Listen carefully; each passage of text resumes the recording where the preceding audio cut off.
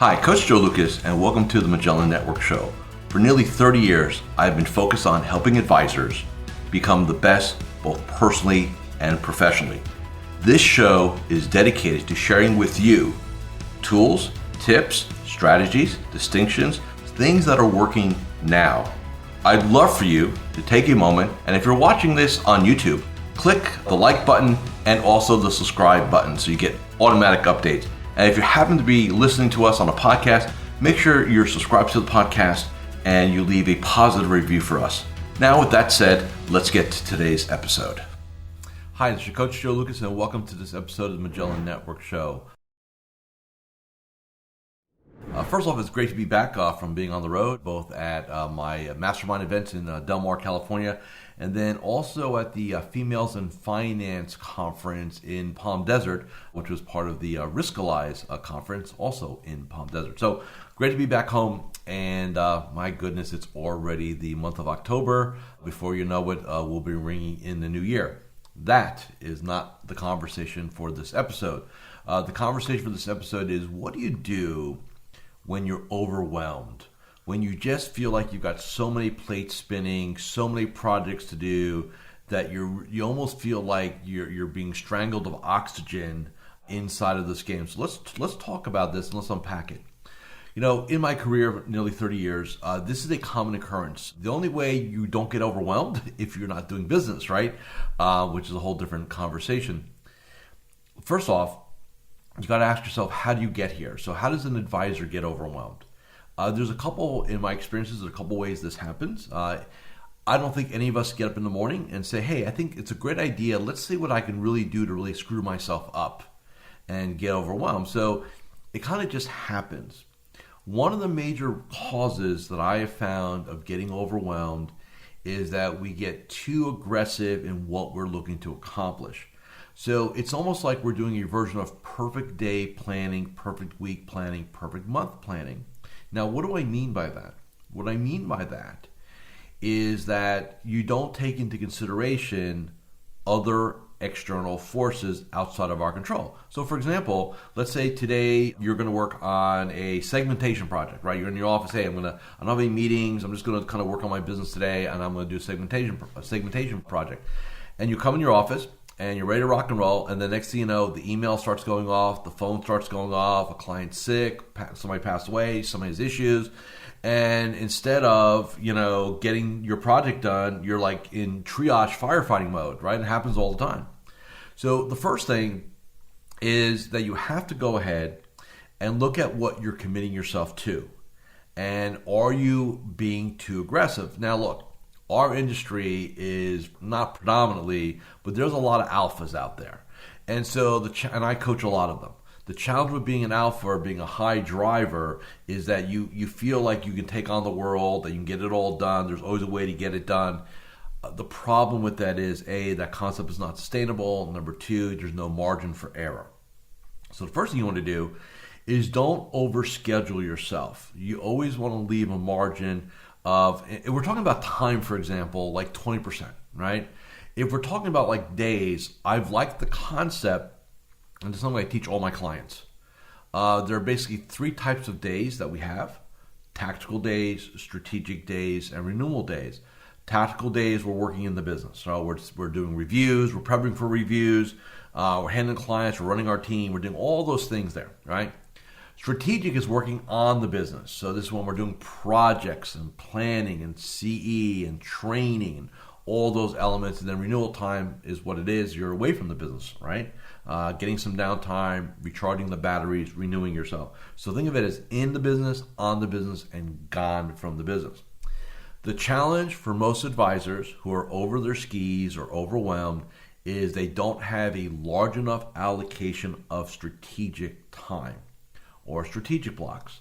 I recommend at least one a week, typically a Friday, anytime you want. And that is reserved for working on projects, moving the needle in the business forward.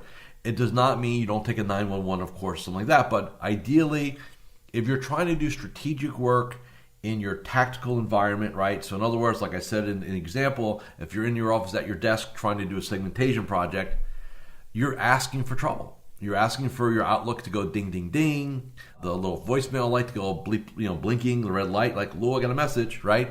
And it's highly distraction. So one of the things you want to do is set the environment to be productive.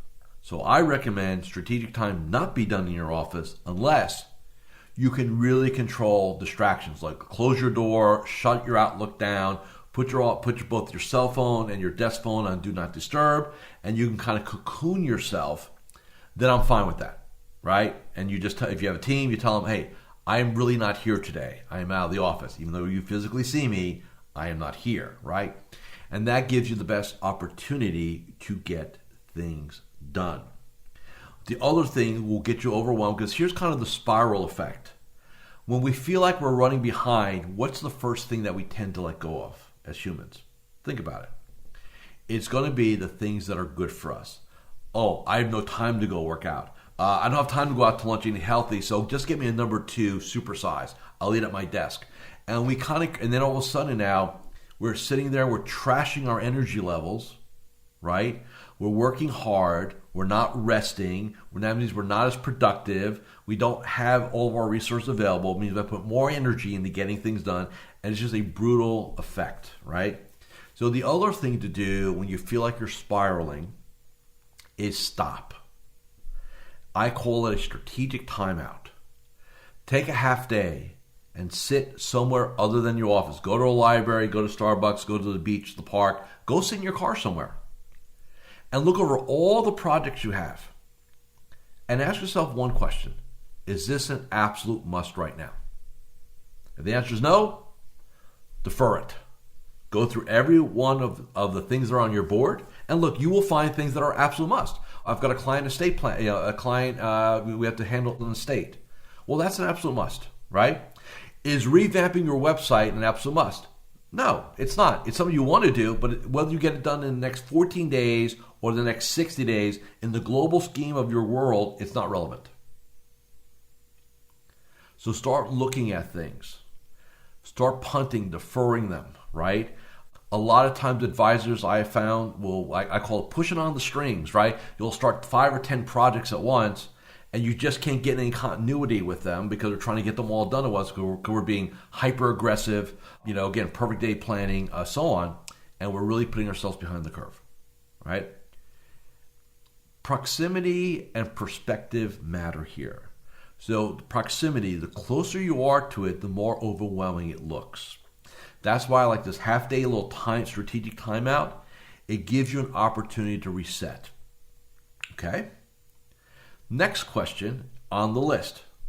Am I the only person that can do this? So a lot of times, as we grew up in this industry, we were the one man or one woman show, right? The one person band, and we did it all. So what's the default question we all ask ourselves? How do I do this? Terrible question. New question. Who other than myself can do this for me or help me do this? Much better question. So you want to start Q&Aing yourself, right? Am I the only person who can do this? Who can I get to do this? Who can I get to help me do this? And start looking for bandwidth. And maybe you have somebody, maybe you don't. But you go through the process of asking the question. Next, another filter. So there's 2 types of projects that have priority. Things that are important to our clients, like, settling an estate, an analysis, prepping for a review, things that are going to be very client-centric. Those are always going to have high priority. The second thing that has high priority are things that are going to make us money. I call them green projects, right?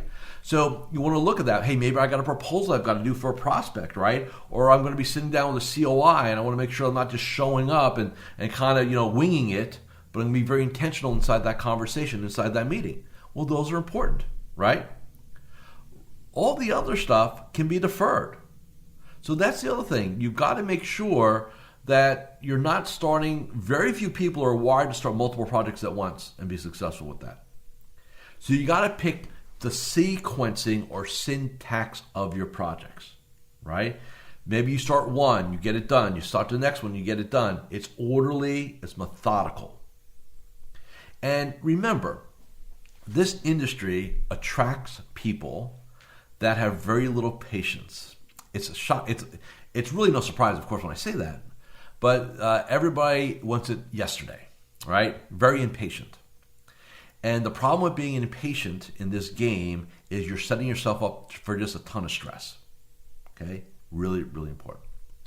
And then the last thing I want to say about, just when you're overwhelmed is be very careful about how you're viewing this. And here's what I mean.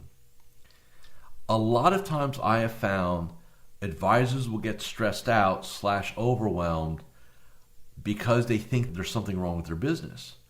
And we have to remember that if you're growing your game, so you're getting new clients, new assets, your top line's growing, right? You're elevating your game. Stress / uncomfortableness is a byproduct of elevation. A lot of times growth does not feel good initially. It's like, man, I'm really stressed out. I got all these projects going. I got all this stuff coming at me, right?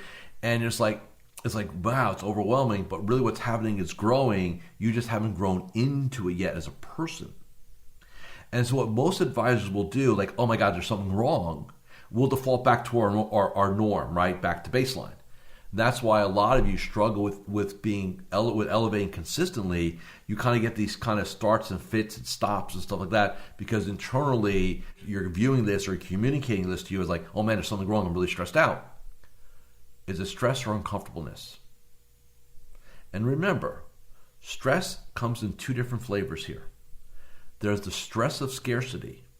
I don't have enough growth going on. I don't have enough top line. I definitely don't have enough bottom line.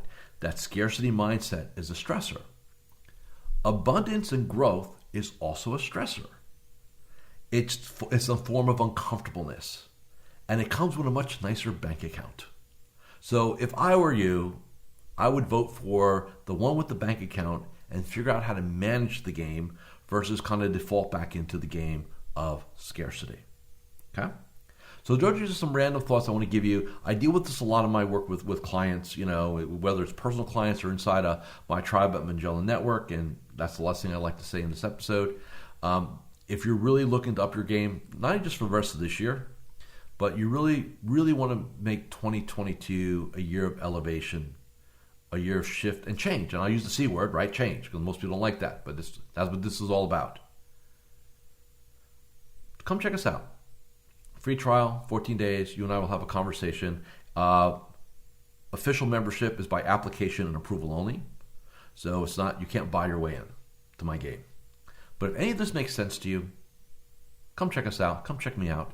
There'll be a link below, MagellanNetwork.net. And until next week, thank you for watching and or listening to this episode of the Magellan Network Show. Thank you for watching or listening to this episode of the Magellan Network Show. Hey, if any of this resonated with you, I invite you to come to MagellanNetwork.net, and we have a powerful group coaching community of like-minded advisors. Come in for a trial. You and I will have a one-on-one conversation. Let's see if I can help elevate your game both personally and professionally.